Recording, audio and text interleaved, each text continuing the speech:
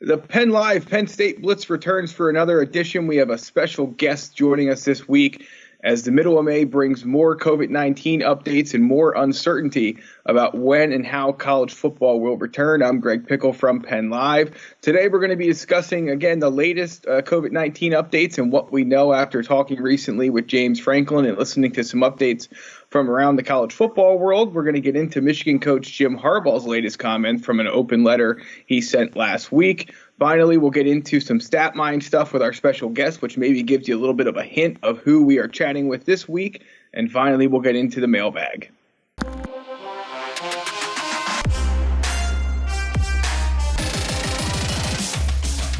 All right, Dave, welcome to your first visit to the Penn Live Penn State Blitz podcast. How are things going for you and the family, and what's new? I have big shoes to fill, Greg, and I don't take that lightly. Bob Flounders, when's he coming back?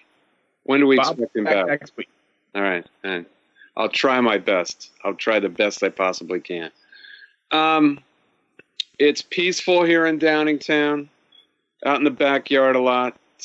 Shagged some flies at the local Little League park that was strictly off limits, but there was nobody there. So we had Anna and Nick and me, and I was staggering around. I got to about 20 balls. He must have hit me 60 balls, and I think I got to about 20 of them and watched a video later, and it was just pathetic. And I think I caught 5. So that's one thing you can do. I wrote about this morning about playing basketball. You can do that by yourself. You can't play baseball by yourself. I guess you could hit on a machine, but it was really fun doing that. We got Anna out there. She was the cutoff man. And I've got no arm left either. It was just a depressing day in a lot of ways, but that's what we've been doing and hanging out with Kaiser and walking around. All right, very good. Well, let's move on to some topics that maybe bring some hope to our listeners and to each other. Let's start with, the topic that everyone wants to talk about, the return of college football, if and when that will happen. We heard from James last week. Bob Flounders wrote that all options need to be on the table. You had put up a column about how the NFL will have an easier time restarting than college football. And one thing that's in the news this week gives you a great indication and jumping off point about that conversation. This California state school system has said it's probably going to have all of its classes online in the fall.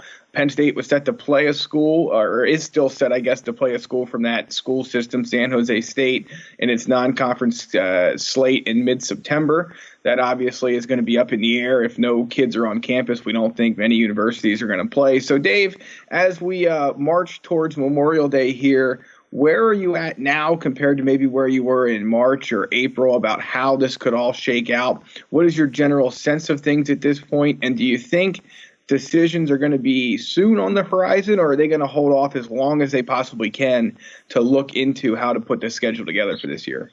No, I can't really be optimistic about the fall, and I want to be because, let's face it, it's our bread and butter. But I tend to think that we're headed for spring football before the school's fiscal year ends, which is June 30th. I think they could stuff in some sort of bastardized schedule between March and June. But, man, my default position on universities and academia is that they are reflexively, for lack of a better term, they're risk averse. They want to cover their asses, and they have all sorts of liability concerns about starting football at a college where the employees are allegedly amateurs. And this is what I talked to James about. My first question to him was about testing and how important that was. An abundance of tests. They need antigen tests, which is some inside baseball that my best friend here in Downingtown happens to be. He was trained as a molecular biologist, so he's given me a lot of tips. Now he sells oncology treatments to giant pharma companies around the world. And he says there's a really big breakthrough on the horizon in making abundant antigen tests, which are the ones that you really need to find out whether people are infected. And you not only need an abundance of them, millions and millions of them, but you need them to be able to respond quickly. And that's what these can do. You get results back in a few minutes rather than a few hours. All that said, this is so different. And we asked James Franklin about this, and he agreed, from the NFL, because the NFL has a collective bargaining unit. They have professionals who all are represented by a unit. If they don't like a proposal that the NFL owners put before them, they reject it, and they can. If they find something where the risk is acceptable to them, they agree, they sign it, and then the deal is done. I mean, you basically got a bunch of billionaire owners. You have 32 franchises. They're private businesses, and you have those 53 players on the roster, plus how many are on a taxi squad? What the injured reserve, or whatever they call that now. I'm not an NFL guy. You are. Yeah, you're talking about probably 53 players on the active roster, plus maybe another 10 or 12 between those other things. So. Yeah, you've got your employees at the stadium, and that's it. You don't have to let fans in, and I'm sure NFL fans will be happy with just being able to watch the games on TV.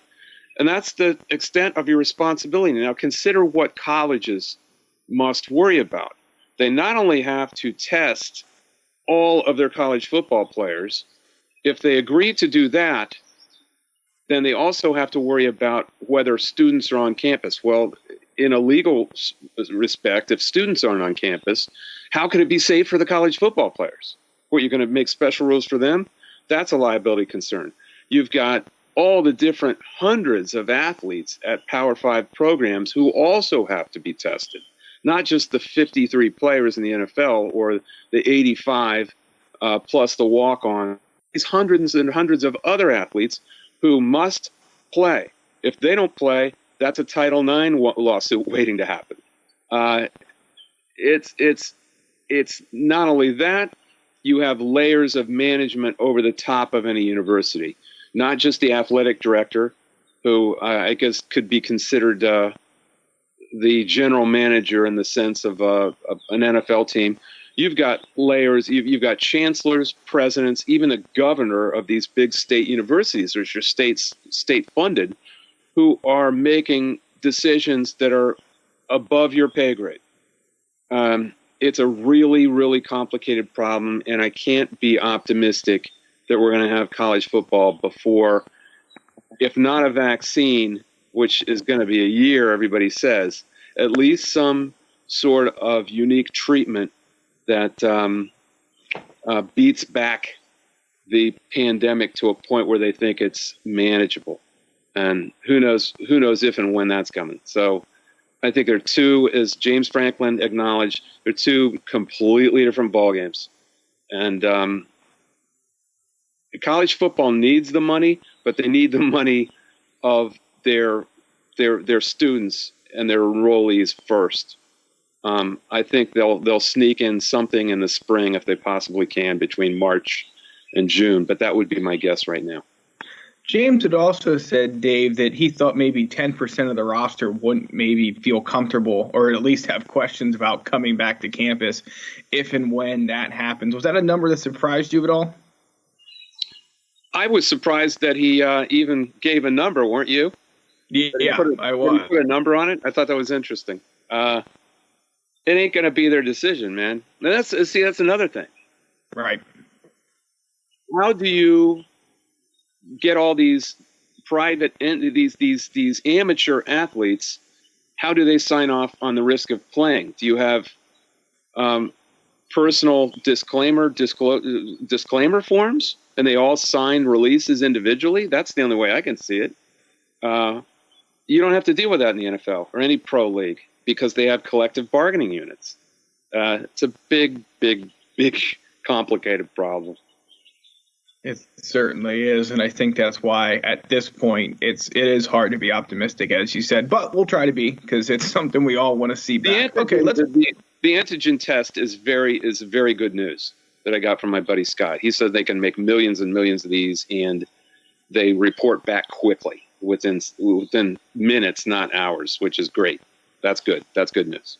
All right, we'll hang our hat on that. Let's move on to second down. Good news for you. We get to talk about Jim Harbaugh. I know he's a guy you like to talk about a lot. He recently signed an open letter about a variety of different proposals. I could get into them, but I'd rather just turn the table over to you, the microphone over to you, Dave, and let you have at it. Go ahead. Oh, go ahead. I want to. People have heard my take. What did you think when you read it?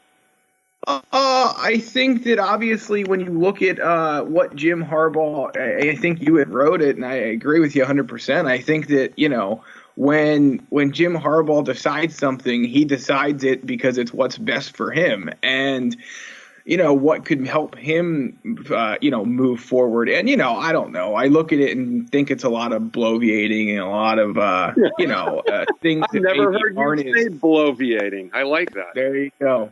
We just needed a pandemic to get to that point. If they want to declare, if he wants kids to declare for the draft after their freshman season and all this stuff, I guess, in one sense it could work, and I guess in another sense it would be silly. And I think it's, so look at, let's just hold Trevor Lawrence up as the prime example of a guy who everyone thought could go start in the NFL after one season. And then maybe last year kind of slowed the momentum of that whole opinion and take. So, again, I think with Harbaugh, it's an open letter that I'm not really sure who he was trying to address or what the purpose of it was.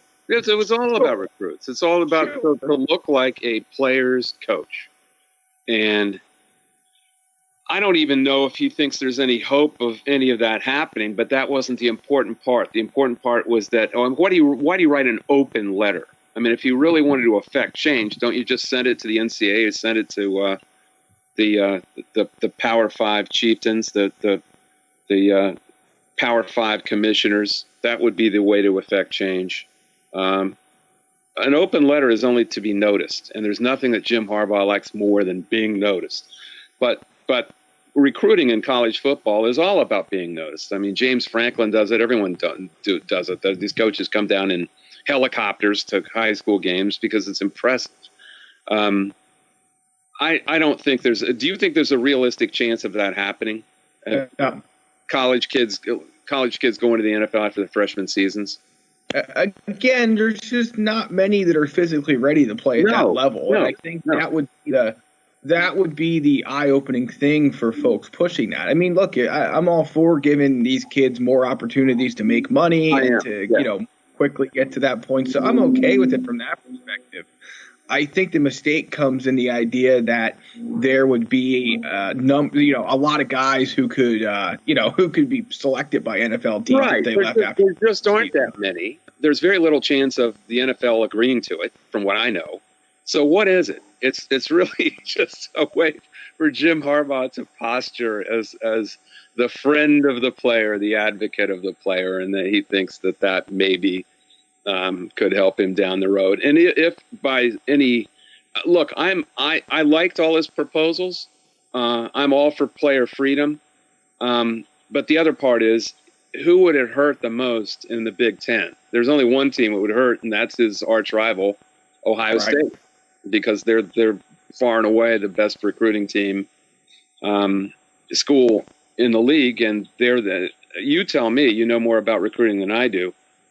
How many players would there have been in the last 5, 7, 8 years who could have gone to the NFL after their freshman seasons, and where did they go to school? Yeah, I mean, I'd have to go back into the little. Talking about Chase Young, right? Yeah, your point is well taken. That Ohio State would be among the leaders in that category, I would think. J.K. Dobbins, maybe, because running backs don't want to get up there and tear. Yep. No question about it. All right, you are listening to the Penn Live Penn State Blitz podcast. You can find it on Apple, on Spotify, wherever you get your audio. It's live every Thursday morning. Sometimes we push it back depending on the interview schedule of James Franklin and some other folks. But please remember to like, rate, and subscribe when you go to listen. If you're watching the video version, it's youtube.com/allpennstate. You can subscribe there as well. And, all right, Dave Jones, moving on to third down of this mid-May Penn Live Penn State Blitz podcast, and we're going to get into some stuff you have been writing about lately, the Big Ten. So we're going to look at this from a true Big Ten perspective. We're 3rd and 2. We're going to try and run it up the middle and pick up a first down. But at any rate, you wrote recently about the Big Ten and how the 9-game conference schedule has hurt it. Let me go back to the first part of the show, though, quick, and talk about that 9-game schedule. Do you think that non-conference games will, and this could end up, going one way or the other, and I think any season it is played will have some kind of asterisk to it, but do you think a non-conference schedule is even in play at this point? Do they play in the fall, in October, and in the spring, or do you think it's going to be conference only at this point? I think conference only, and that is very sad for a group of 5 schools, FCS schools, who, are kind of in an indentured servant capacity with the Power 5 anyway. They basically till the land on the Power 5 soil. They come and get a chunk of change, get $1 million or more to come and play and buy games. Almost always on the Power 5's field. They travel from places like Idaho last year, so you've got long travel. You've got people coming in from remote locations. Just doesn't make a lot of sense to me. And I think the Power 5 schools, this is sadly a situation where everyone's going to be looking out for number 1, and nobody's going to be looking out for the group of 5. And this is going to be their livelihood, this group of 5 schools, because they need those paychecks, and they're not going to, I can't see them getting them. That's what I would say. Yeah, no question about it. You have a story coming out a little bit later this week about some research you've done about home field advantage in the Big Ten over the last 20 years.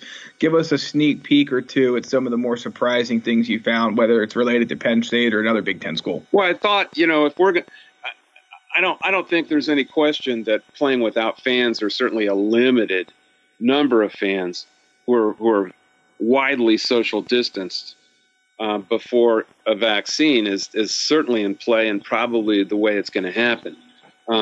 Playing without students on campus, I don't think that's a hurdle they're willing to go over. But playing without fans, hey, it makes less complicated this situation by a lot. So I started thinking, well, who are the schools that have had the biggest advantages from home crowds?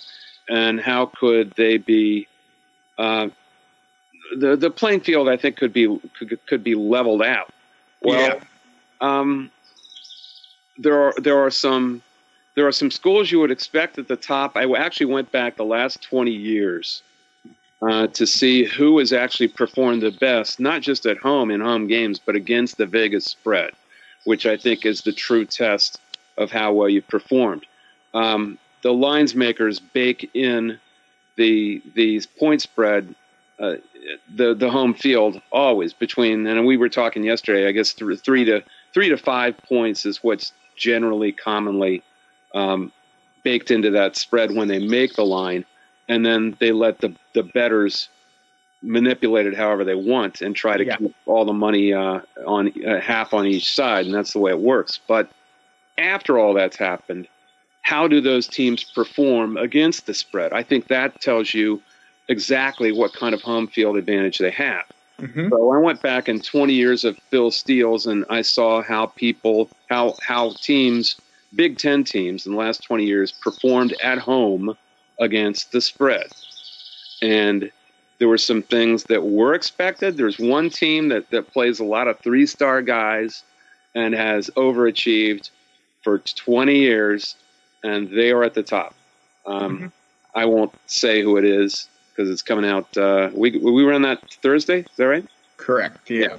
So as you're listening to this on Thursday, you'll also be able to read that story. Yeah. And it's pretty interesting list. As you would expect, the schools with some of the places we don't enjoy going too often out in the cornfields, they don't perform very well, even against the spread, even with the spread infusing that alleged home field advantage in, they still don't perform well at home. And some of those are exactly who you'd think. Penn State performed pretty well in this metric. I will say that. But the one team at the top, everyone's going to kind of go, yeah, yeah. That everyone will nod their heads. All right, very good. Well, that's a pretty good sneak peek. Let's move on to our final segment or down here in the Penn Live Penn State Blitz. It's the mailbag. Dave, let me start with this. Can you tell us a little bit more about how the Penn State basketball program is doing throughout all of this, and also maybe give us some insight on the new commitment they picked up recently? Yeah, they got a kid from Camden who's kind of a throwback power forward. Power forward is not a position that has done well in the modern age of basketball in general, college basketball in particular. But Taquan Woodley is nothing but a power forward from Camden High School. Played with DeJuan Wagner's kid. Played with a kid the Wade kid who went out who's committed to Kentucky. Really, really good team. Could have won the New Jersey, I think it was Class B title if they were allowed to keep playing, and the pandemic took care of that. Taquan Woodley is an interesting player in that he flies in the face of everything that we supposedly want right now in a four-man, in that he doesn't really pop out and hit the three at all. He doesn't even shoot him that I've seen in his tape.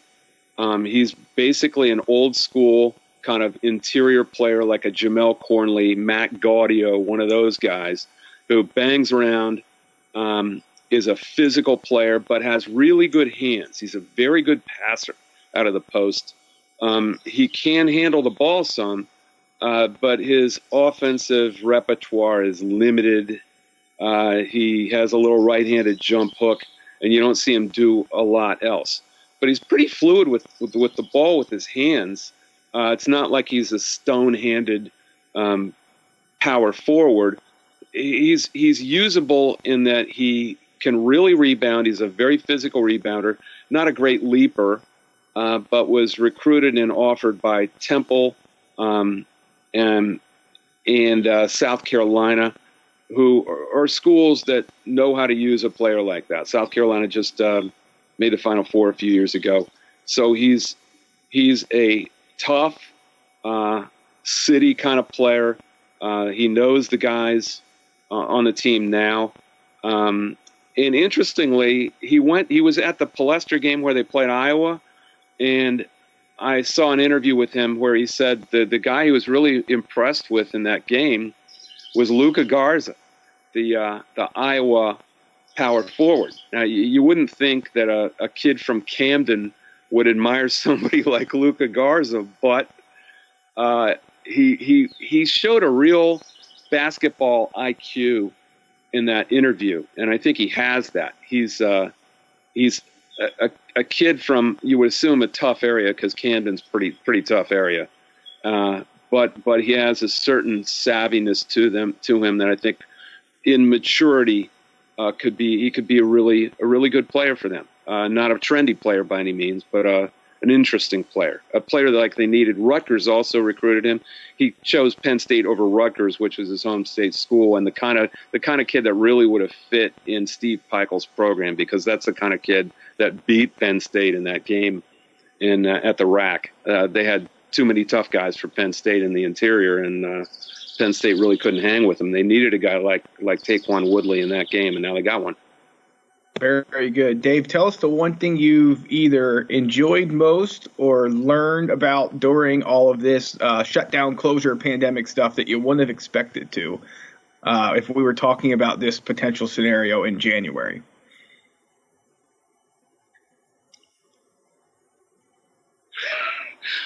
I never thought I could I think I mentioned this last time I was talking to you guys. I never thought I could bond with my family, kind of rebond with my family like this.